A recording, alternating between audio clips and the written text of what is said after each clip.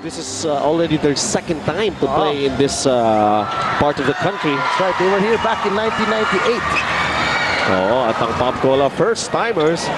Pero eto nga, ang unang makakatangan naman ng bola para sa larong ito ay etong Mobiline! And the first basket. Quick start para rito kay Todd Bernard. But we have some technical difficulties kasi yung oras natin ay hindi gumalaw, no? It's stagnant at 11:58 and I don't believe it could happen in all 2 seconds lang, ano? Yung mga unless ganun pangyayari talaga na yan. kabilis ang mga PBA. So we're gonna check what they're gonna do here. They might baka tansyahin na lang nila yung oras, or I don't know if they'll have a jump ball all over again. We'll see. Yes. Confer with the coaches. Actually, what Mobiline is trying to figure out here is kung counted ba yung basket na yun ni Todd Bernard. Siyempre, gusto lang counted na yun, no? Oo. 2 points is 2 points. But we're still waiting for the decision of the officials of the PBA. Mr. Ernie Aquino, the technical supervisor, is conferring with the table officials. Well, actually dito rin sa venue na ito, some of the activities nga na talagang dinumog din ng mga tao para dun na sa kanilang celebration of their annual fiesta is nakita natin meron pa silang dog show, pa silang mutyanang ibalong, diba? Yes, so yun talaga naipamalas lamang yung mga kung paano mag-celebrate ng isang magandang okasyon yung mga tao nga. This is one of their events that will culminate the end of that week. PBA game on the road. And truly, this will turn out to be a special treat for PBA fans here in Legazpi. This game between Mobiline and Pop Cola. And, well, right now, I'm looking at the scoreboard, TJ. It says there, parang wala pang hindi yata kinount yung tira ni Todd Bernard. Well, we'll see what the referees have to say, but well, the scoreboard just says 0-0. And the clock is reset to 12 minutes. So that's also one thing they're trying to clarify here. Dahil mabilis ang offensive at that time ng Mobiline. So they're still checking with their table officials kung ano mga mangyayari rito. And there you can see they're still trying to figure out, is it the time now or the score now? I think now they're having difficulty resetting the clock. Yeah. Restarting it. So will this mean if we're going to start all over again, jump ball at center court? Kaya makikita natin, ano, they're okay, so the game partner just announced that the official time was 11 minutes and 50 seconds. 50 seconds. Yeah, so I think they will. It looks like they will go on as what has happened, no? Nangyari na nakashoot nga itong si Todd Bernard with quick baseline drive. So the score will be 2-0 para sa koponan ng phone pass. So that action from Mobiline, that quick basket lasted for about 10 seconds. So okay. Ito, titingnan ngayon natin. Bola na ito ng Pop Cola. So we'll pick up from that basket of Todd Bernard. This is just the first quarter, mga kaibigan. As we see Winnie Arboleda bringing down the leather para sa Pop Cola Panthers. Kay William Antonio. Of course, we have already taken note of this replacement import para rito sa Pop Cola, si Cedric McCullough for the injured Sean Green. Samantala, Noli looks in from the outside. Wala yung kanyang tira and a big rebound there para rito kay Don Camaso. Well, dun nga sa binanggit mo, napalitan si Sean Green for the moment. That's going to be a big adjustment for the team of Pop Cola. No? They have won 2 games already with Sean Green. And actually the one loss of theirs was against Red Bull in an overtime game. It's pretty controversial actually, because what happened was that Ali Peak tripped the referee tripped the mascot of Red Bull, which caused a technical foul. That was within the 1 minute and 30 seconds to go. So There was a technical foul. Ito Cedric McCullough open up the scoring naman para sa koponan ng Popcola Panthers. We were watching this guy during the warm-up. At kumbaga, dun pa lang matatansya na natin if he could really provide the scoring para rito sa Popcola Panthers. Samantala, alam na naman natin ang ability dito si Todd Bernard. Yan na talagang may napakagandang kamay. No? Todd Bernard with a difficult turnaround fadeaway. Something you would hardly expect because he was so far from the basket. At yun po, nakita natin yung slow-mo replay brought to you by PLDT Teletipid Prepaid Landline. Tipid tawag. And Todd Bernard is going for his bonus free throw right now. Oops, teka muna. Referee's whistle. Late violation called against the phone pals. So the score stays at 4-2. Anyway, going back to the point, now that McCullough is in for this game and we don't know how long Green will be out, adjustment period na naman to para sa Panthers. No? How to adjust with their import, adjustment of their system because, you know, Green was a scoring machine for them. He would score a lot from the outside. So we'll see what kind of game Popcola will be bringing with their new import now. And one thing para rito sa Popcola Panthers, they don't want to be playing without a point guard. On the last time out, they were up against Pure Foods. They had some scary moments against the Hot Dogs because maagang na pumasok sa foul trouble. Itong kanilang point guard na si Willie Arboleda. Pero ang Popcola Panthers, well, of course, playing with all heart. Itong si William Antonio. Bang! For three, the PLDT long distance shot. Well, you know, Benji, if there's one guy who really deserves a lot of recognition in the past 3 games for the Panthers, it's definitely got to be Will Antonio. He has been playing spectacular for them. He's averaging 19 points a ball game, shooting 48% from the field. And this guy has been bounced around. He came from San Miguel. He went to Popcola. Not really a lot of expectations from him offensively. They know he's a pretty good defender. That's why he's up against Todd Bernard. But with the points he's been putting up in the past few games, napakalaki ng improvement defensively. Oh yes, talagang pinapakita pa niya na tuluyan nga na maganda yung kanyang celebration sa Popcola Panthers. Tap out. Ball possession will be with Mobiline phone pals. They're trailing in this game right now by 3, 7-4 sa kasalukuyan ng ating score. Ito ngayon si Todd Bernard was trying to receive the inbound pass from Vic Pablo, but the ball was knocked out of bounds once again. Well, they tried for a quick shot kasi 2 seconds na lamang natitira sa shot clock. Oh, sorry. Now it's reset. Because of... kasi hindi nila alam kung sino talaga nakatatik. So, jump ball. Ang tinawag ng referees dun sa last out of bounds violation. So it will be Todd Bernard and William Antonio. The tap. Nakuha ni Willie Arboleda. Willie Arboleda against Jerome. Hesito finding an opening but was blocked by super quick kasi nakapag Pablo. But Cedric McCullough. May pinapakita niya ngayon. That's his first offensive quarter. Just looks like he's one of those guys who will be active around the courts, no?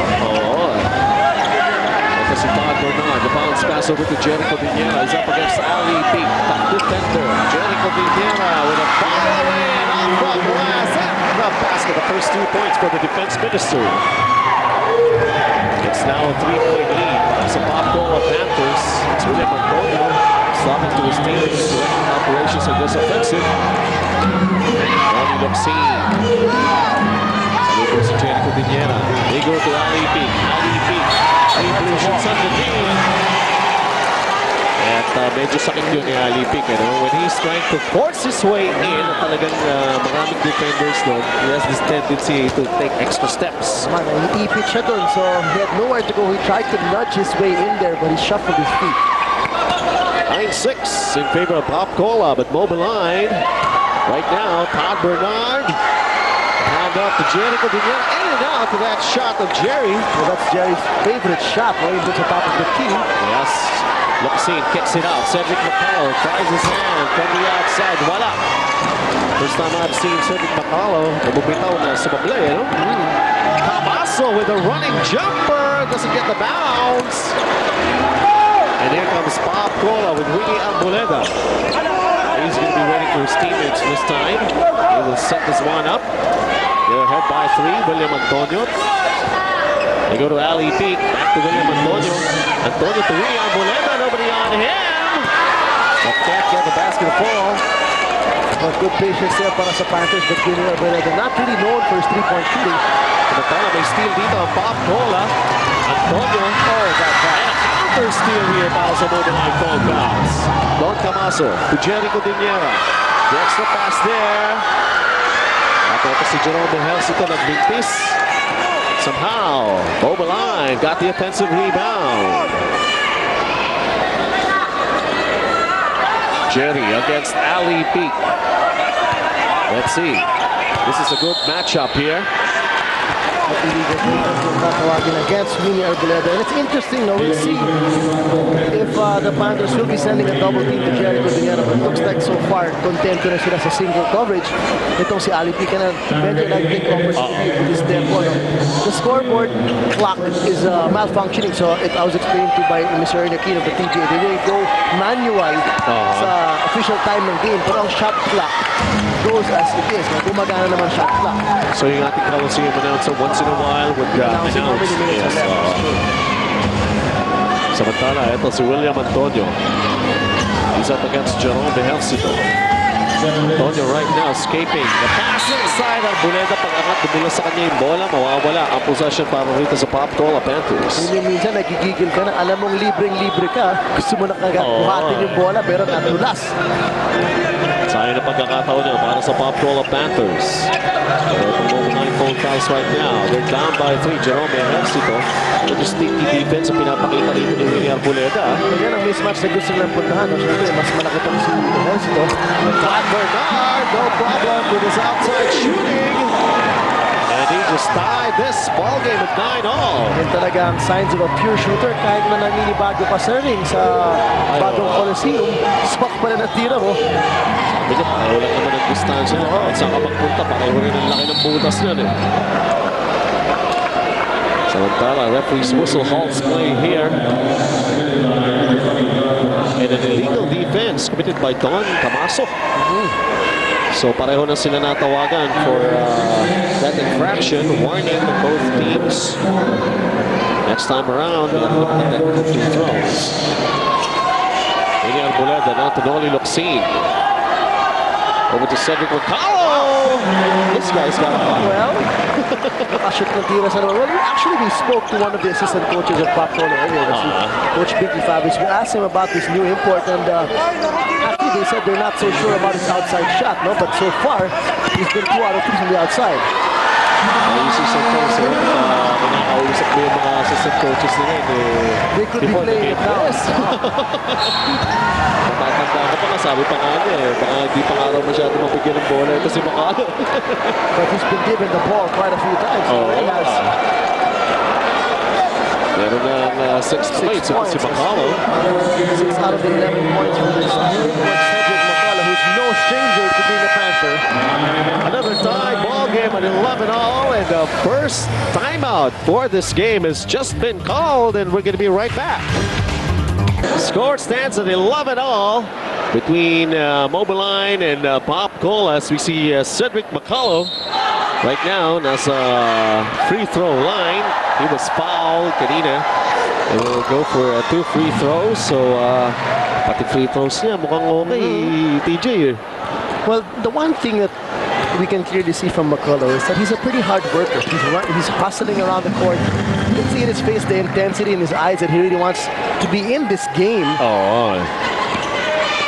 So most probably also familiarity with the moniker Panthers. Don Camaso! PLDTIDD long distance shot! Well, pinapakita nung si Camaso kay Macallo that you have to respect my outside shot. Ito itong si Camaso in their last game and he was 2 out of 3 from 3-point range. And had a career high of 22 against San Miguel Beers. I've only seen this guy missed once. Kaya nga, ano ba talaga? Sabi ng coaching staff, not so good from the outside, but so far, hindi pa siya kumukuha sa loob. So purely outside shooting for Macallo. Oo, parang next time, hindi na tayo makikipag-usap sa mga coaching staff. Pointless. You won't know if you can trust them or not unless kumaba yung ilong nila. Because Macallo already has 10 points in the ball game. Yes. Take a look at this again, no? Facing up against Camaso. Nice choke there. Binabanggit nga natin during warm-up bumibitaw ng tira ito, puro tabingi no? Pero may mga ganun eh. Pag warm up, medyo hindi ganun ka accurate. Pero pagdating sa game, kakamada ng kakamada. And so far, Cedric McCullough with 10 points already. We still have, well, I don't know the time. I'm sorry. I have to admit, the announcer will be announcing the time to the teams. Todd Bernard. Putang bola kay Vic Pablo. And foul here. Or another illegal defense. Kanina, nagpinti sila doon sa technical free throw. Jericho Diniera was the one who took the technical free throw. Right now, it's going to be given to Vic Pablo. Mobiline is down by 1 right now. So after this technical free throw, ball possession will remain with Mobiline, and they still continue to miss from the free throw line.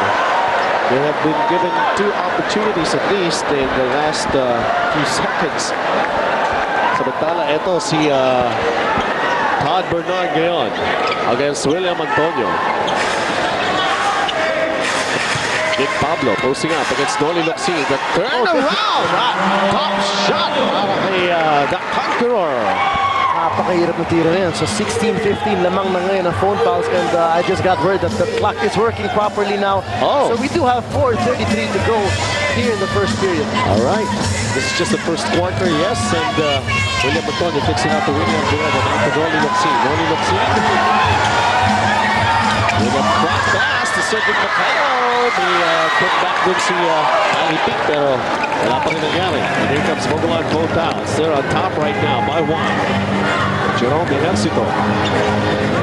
Todd Bernard. Another turn. He likes that shot. Yes. Yung pagtanggap pala, nakatalikod sa tao niya, he'll just turn and shoot. Pero sumobra yung tira niya that time. Noli Locsin right now. A spin in the shaded area. Oo. Tapos Don Camaso. Muna ang bola kay Jerome Ejercito. Pablo. And it's an illegal screen. Because once the contact was made between Jericho Diniera and Noli Locsin, who was defending Big Pablo, hindi pa nakaset ang paa niya. Alam mo naman si Jericho Diniera, when you're trying to block the path of Ali Pic, kailangan medyo extra effort din. Minsan isipin mo, may buwelo ka rin, siyempre sa bigat ng babanggain mo. Somehow Mobiline with a 1-point lead, but Bob Cola Panthers could get back the lead in this offensive. Cedric McCullough, he's got a hot hand here in the first quarter. One time he overshoots. Bob Cola will have what hustle. Great hustle there by Will Antonio to keep that ball alive. William Buleda running jumper, that will count. That's only the first 2 points of Winnie Alboleda. Bring back the lead to Pop Cola Panthers. A great presence of mind. Yun yung typical, pag narinig mo ng pumito, keep on going. You hear the whistle, he keeps going for the basket. Nice ball fake which got Codiniera off balance, so he had a clean look at that basket for that running jumper. And 1, he goes to the line. And it was Todd Bernard's first foul. Yung pang pinasabit dito sa William Antonio. Coach John Reyes of Pop Cola Panthers. 17-16. Pop Cola with a 1-point lead here. Winnie Arboleda. Makikita natin ang numero niya so far here in the elites. Missing. Ali Pic follow-up. Meron naman. Bonus free throw para sa Pop Cola. So already that's a 4-point swing right there since Arboleda made that field goal. Don Camaso's second personal. So they forgot to box out Ali Pic. He goes up strong there, picks up a foul. So now it's his turn to troop to the foul line. Ali Pic. 5 straight points para dun sa mga Panthers. Yes. And don't look now, they have a 4-point lead at 20-16 and another steal. Cedric McCullough quickly to Noli Locsin. Noli Locsin against Todd Bernard. And here in first quarter, Don Camaso to Todd Bernard. Bernard. Wala. Yung kanyang tira. Noli Locsin to Cedric McCullough. Inside to Ali Peak. Ali Peak. Ang dami fouls doon, pero it was deflected. And of course, Jericho Diniera had a hand on that ball. Super Bull kasing tapal. 2.5 remaining here in the first period.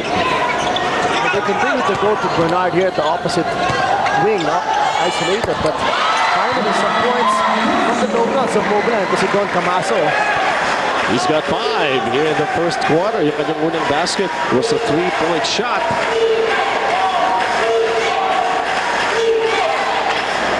Ito si Cedric Macalo. Inside to Noli Locsin. Noli Locsin! Power move. Well, maganda na yung positioning na nakuha ni Noli Locsin din against Big Pablo. So with a good entry pass coming from Macalo, he just had to make that drop step into the paint. In the meantime, Todd Bernard. Meron na yata dalawang mintis to in his last shot. Pangatlo na yata yan. At ito na naman si Ali Peak. Just one chance para sa Mobiline phone fouls. True, unlike itong Papcola, there are some instances they had a couple of offensive rebounds. Oo eh. Ito naman si William Antonio right now.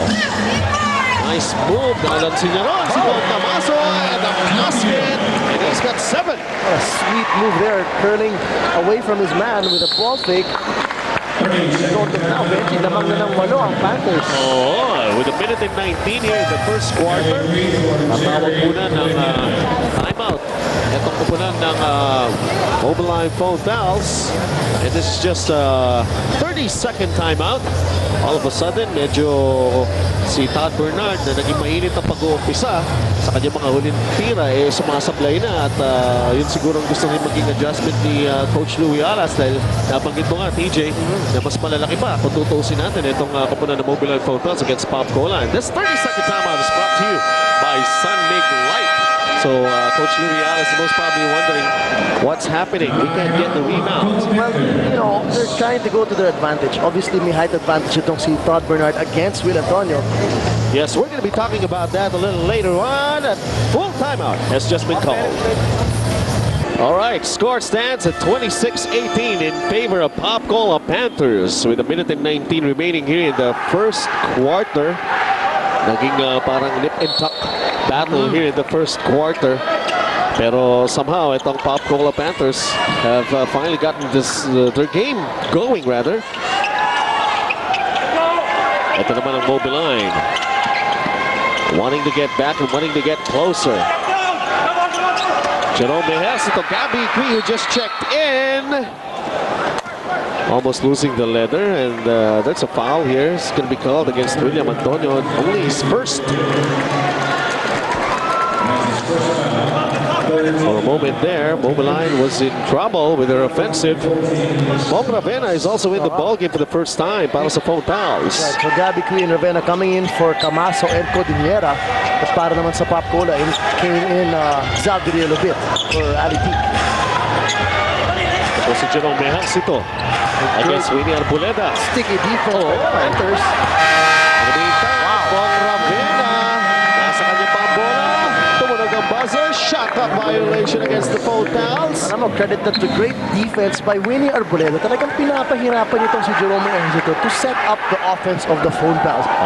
And you know, if Jerome has a difficult time getting his teammates in the right position where he wants to, he will try to attack the basket, but that too has been denied by Winnie Arboleda, so 24-second violation doon para sa phone foul. William Antonio from the outside. This time it won't go. Rebound here for Mobiline. Big play here. Gabby Cui off the bench, and he will score in this game. But that's one guy, one of the big men of Mobiline who can really run the break. Ito si Gabby Cui, and got ahead of everybody there. 6-point lead for Popcola Panthers. In the first quarter, 10 seconds na lamang po nalalabit. Noli Locsin, naipit, napunta ang bola kay Bong Ravena. Will there be enough time? Bong Ravena with a cross-court pass. Touch passing, Jericho Diniera just in time for a basket. And what an offense para rito sa kupunan ng Mobiline phone fouls. And of course, that shot of Jericho Diniera will count. And although ang Popcola Panthers will have the lead, Mobiline hot on their trail, 26-22. We're entering the second quarter action. course, nakakalamang ng 4 itong koponan ng Mobiline, or rather Pop Cola against Mobiline. And of course, that last basket, I'd like to make a correction. It was from Vic Pablo. The almost identical haircut with their... well, pag nakatalikod kasi sila anyway, we're looking at Todd Bernard, incidentally.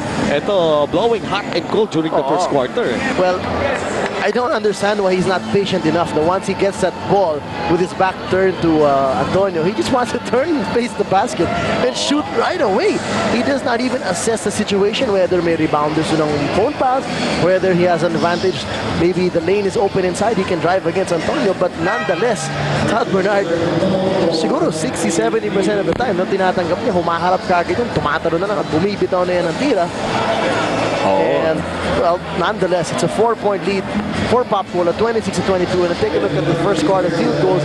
Pretty good for both teams. Pop Cola shooting a high 58%, Mobiline 53% from the field. So once any team shoots above 50, that's pretty good. Oh yes, and stats brought to you by QuickTime, the all-in-one glue technology by Loctite. So still a well, what a first quarter we've seen. Talagang well, high scoring yung first quarter kung talagang tutusin natin, TJ. No? That's true, and well, we've got a bit of a delay again, no, with some problems with that scoreboard. Yun lang ang medyo nakakapag-antala ng konti para dito sa laro natin. Welcome back. Start of our second quarter action. And of course, a little correction on my part. The last basket in the first quarter was made by Vic Pablo. Pag nakatalikod kasi parang pareho sila lang gupitit si Jericho din yan. And lamang-lamang ng 4 itong kupunan ng Mobiline against Pop Cola. Here we see itong si Mark Victoria. Oy! Quick offense! Take a look at some statistics from the first quarter. Very good shooting for both teams. Pop Cola 58% from the field. Mobiline full fouls 53%. So once any team shoots above 50%, I'll get that free throw shooting. And that's brought to you by QuickTime, the all-in-one glue technology by Loctite. Here's ball Ravenna right now to Jerome Ejercito. They rotate the ball over to Vic Pablo. Missing from the corner, Todd Bernard getting the offensive rebound. Was trying to put it back, but he was fouled in midair. Very active on the boards there finally for Todd Bernard. Alam mo, that's one of the few times that we've seen the phone fouls rotate the ball, no? Kanina kasi pag bumabagsak na kay Bernard, tumitira kagad yan. In fact, turn and shoot na kagad siya. He doesn't really even turn around and look at the basket. Malay mo kung may rebounders ba siya o hindi. At this time, he assessed the defense. He did not have an advantage. Swung the ball to the other side. Had a clean look for Vic Pablo, although he missed. But at least Bernard was there for that offensive rebound. Right now being given a chance from the free throw line. He missed his first. But Todd Bernard, so far, meron siyang 9 points during the first quarter. Second free throw on the way for Todd Bernard. He made sure about that one. And Mobiline still trailing here. Cedric McCall. And a short jumper went out. Just a bit stronger. As you were mentioning earlier, McCall really surprising us because we don't know much about this guy. In fact, his statistics from his senior year were not that impressive. I mean, 9 points and 4 rebounds as a senior is not really that much. But so far, he's got 10 points in this ball game.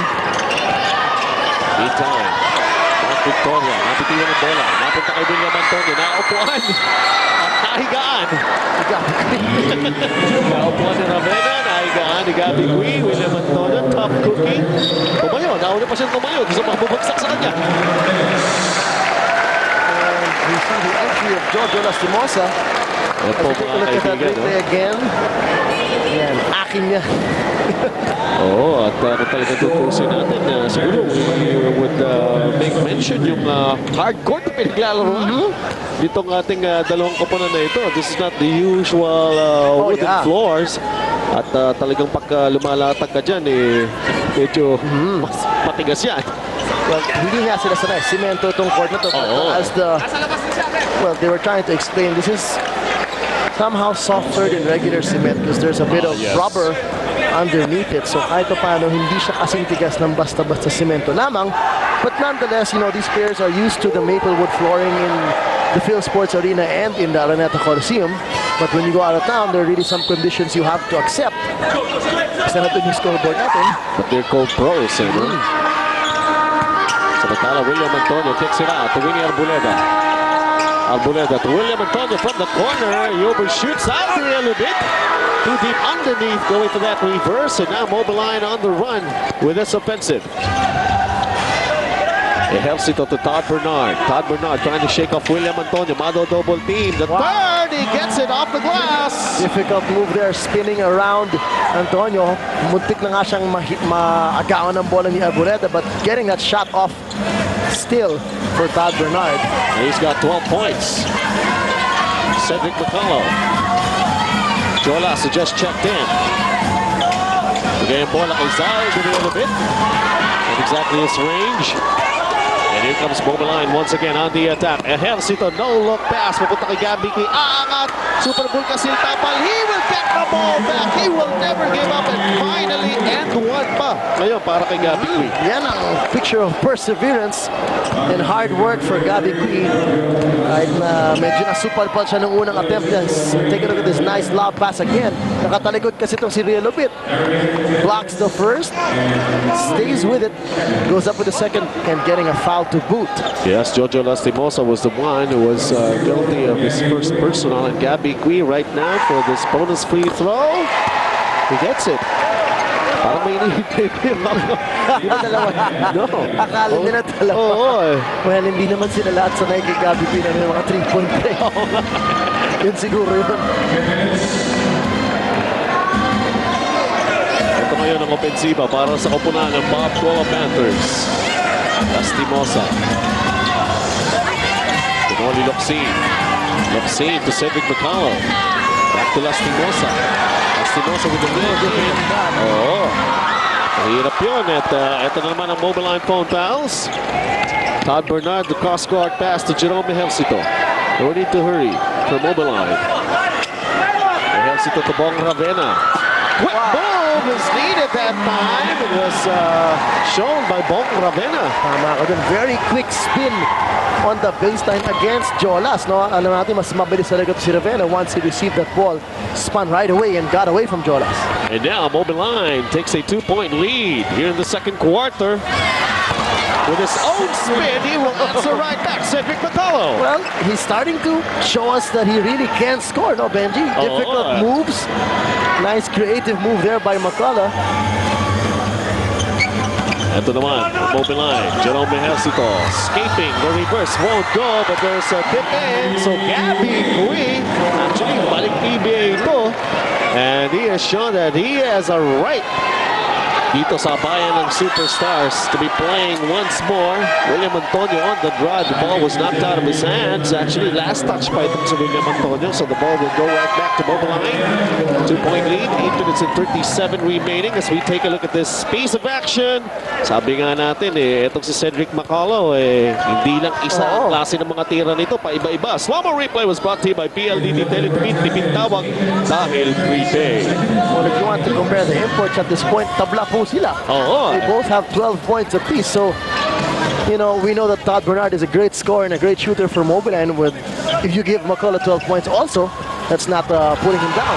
And Gabby Cui back-to-back baskets para rito sa phone fouls. Don't look right now, but he's got 9. Samantala, 8 minutes and 20 remaining here in the first half. At lamang ng 4 ang Mobiline phone fouls. Let's see, referee's whistle. It will be a full timeout na maitatawag rito, mga kaibigan. As of this moment, ang Mobiline phone fouls have a 4-point lead against Bob Cola, 34-30. Actually, it's been a pretty big run para sa phone fouls. It's been a 16-4 run.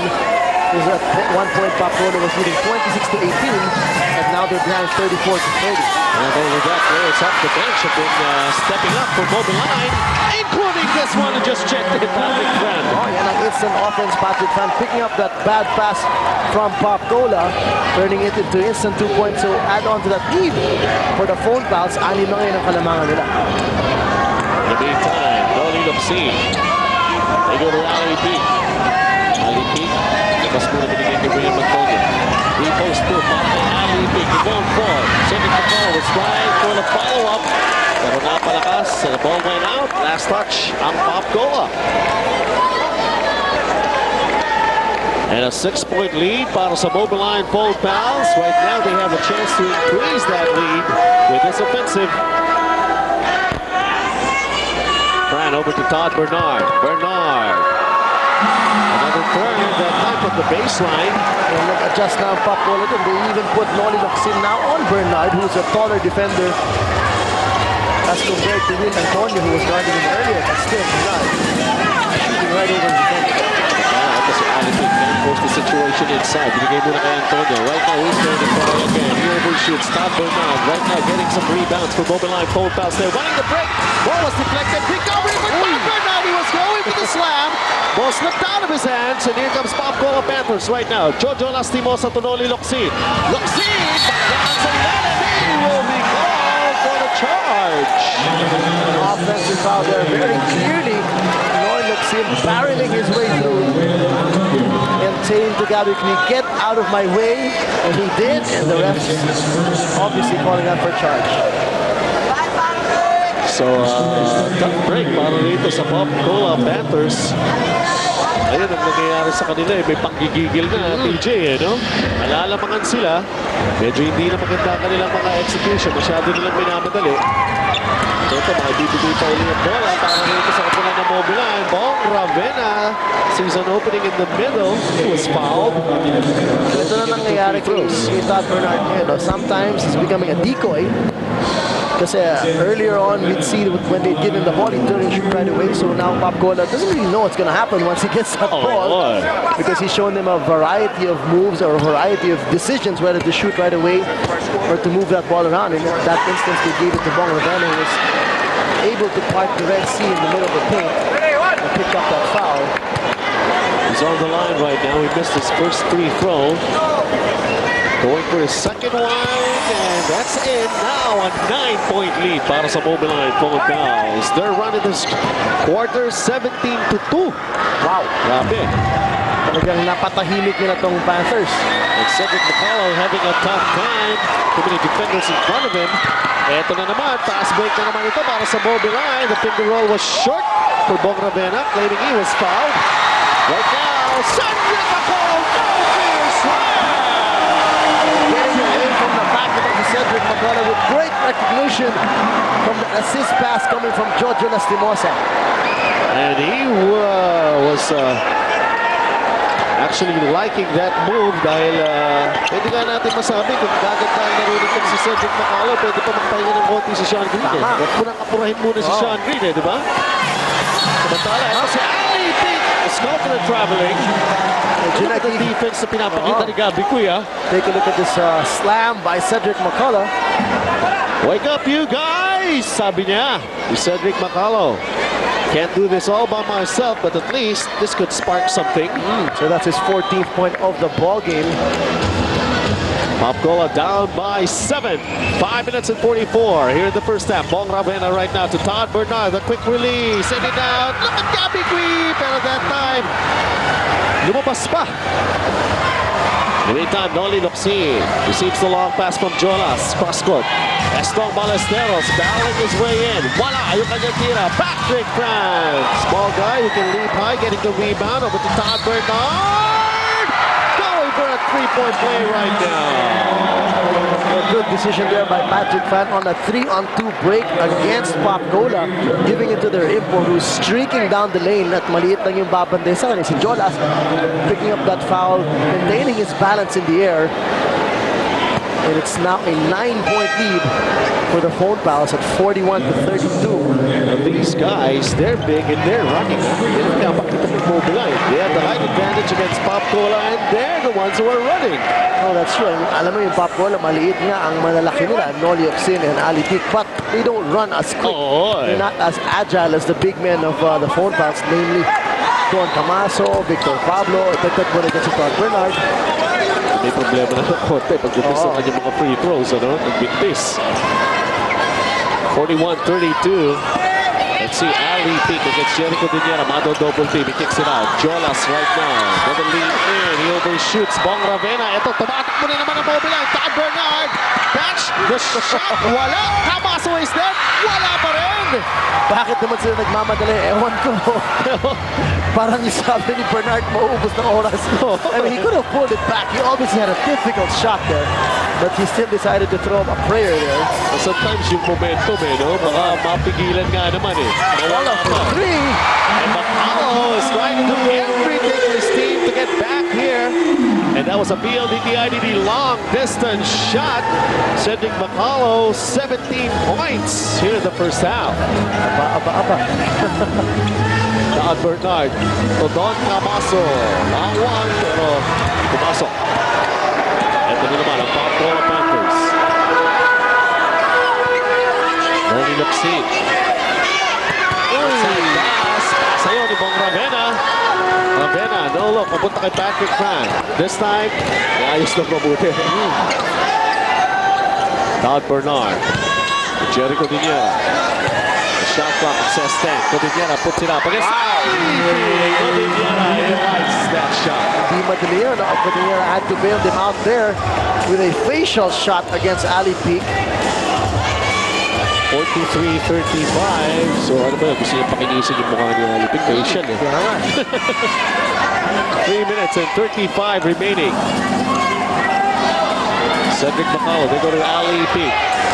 Shot clock winding down. It says 3 seconds.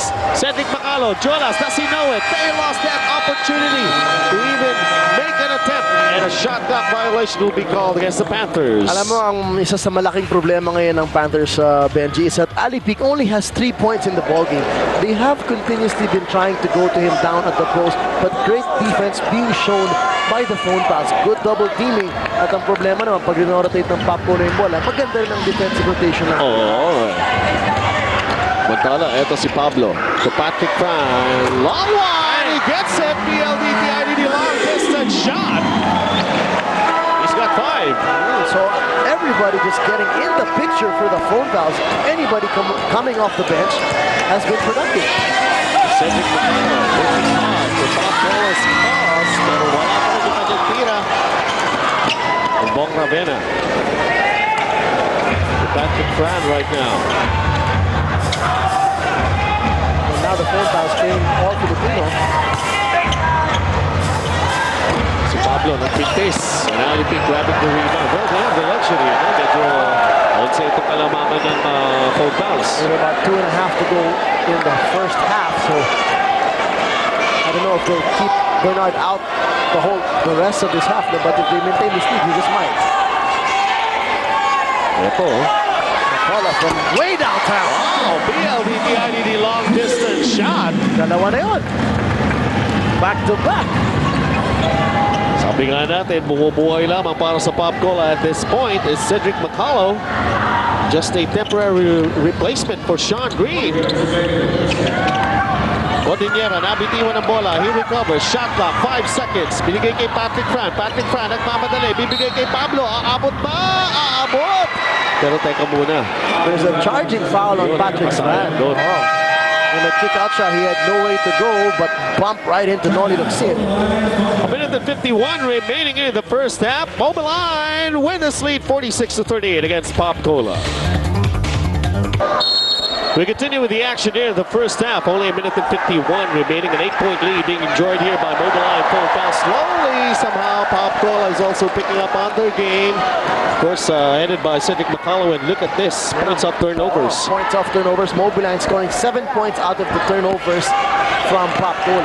They have quickened the pace of this ball game here in the second quarter. And stats brought to you by Quick Tide, the all-in-one glue technology by Loctite. At si Jericho Diniera, tatawagan ang kanyang ikalawang personal foul and sending Ali Peak to the line for 2 free throws. Ali Peak, sabi mo nga kanina, maganda yung coverage na binibigay sa kanya ng Mobiline, but all night long ba pwede mo pigilin si Ali Peak? Mahihirapan sila, no? But one thing they're doing well is even though they're letting him receive the ball, pag natatanggap ni Ali Peak yung bola, malayo siya sa ring. And what advantage that gives is they give them more time for the double team to come. If he receives that ball near the basket where he really likes, just turn and shoot, mahihirapan mag-double team again. But so far, so good. Good job by them letting him receive the ball as far as they want him to. And we have seen some players na pag maganda yung pinanggalingan yung laro, no? Especially si Ali Peak, talagang ibang klase kasi yung nilaro niya. Career high, last time actually, round. 26 Yes. points. Oo. Alam mo na pagka unti-unti, hindi siya makagawa, hindi siya makapenetrate, hindi niya magawa yung gusto niya. He's getting frustrated at somehow baka madala niya yun throughout the entire game May gigil. Hindi naman mapigil. Puro gigil na lang, di ba? Mahirap yung ganun Well, we have seen a lot of players na ganun na nangyayari. Nasisira yung diskarte. Take a look at this again. Medyo malayo pa si Mahilig sa basket. Just carving his space inside. Ayun, sabi nga natin, a little frustration on the part of Ali Pick. Look at that. Actually, first attempt pa lang niya. His usual game, pumapasok na yun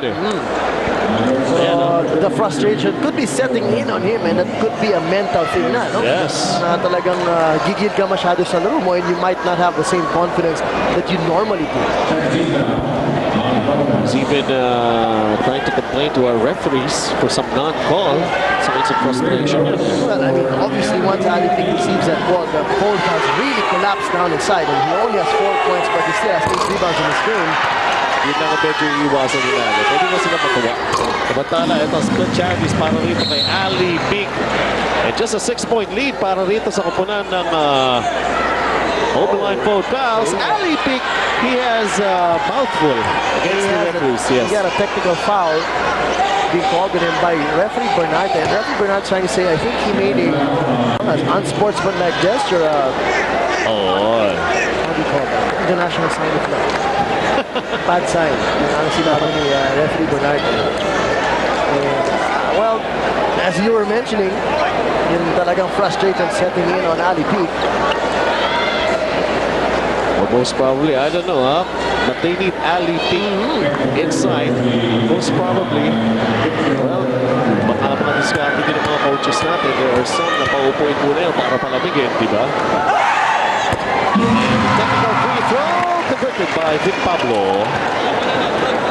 So now it's a 7-point lead for Mobiline phone fouls.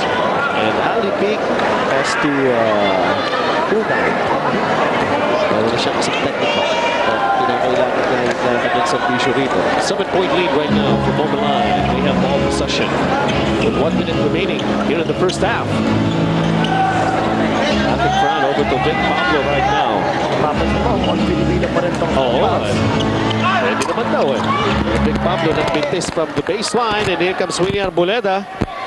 Arboleda to Noli Locsin. Pinaganda pa, pero sayang. Lumabas pa para kay Noli Locsin. Pwede naman yung diretso. Alam bakit hindi, no? Samantala, ito, Camaso! Tapos sa Camaso, wala nang dribble, pero ibang klase din yung mga braso nito. Mahaba Taking it strong against Ali Pick. Walang takot.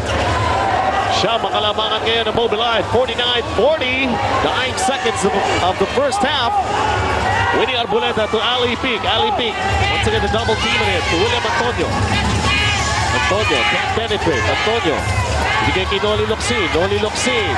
Mid-range jumper. It won't go. Cedric McCullough. Hard-working import para sa Papcola. Missing on that attempt. And the buzzer sounding the first half.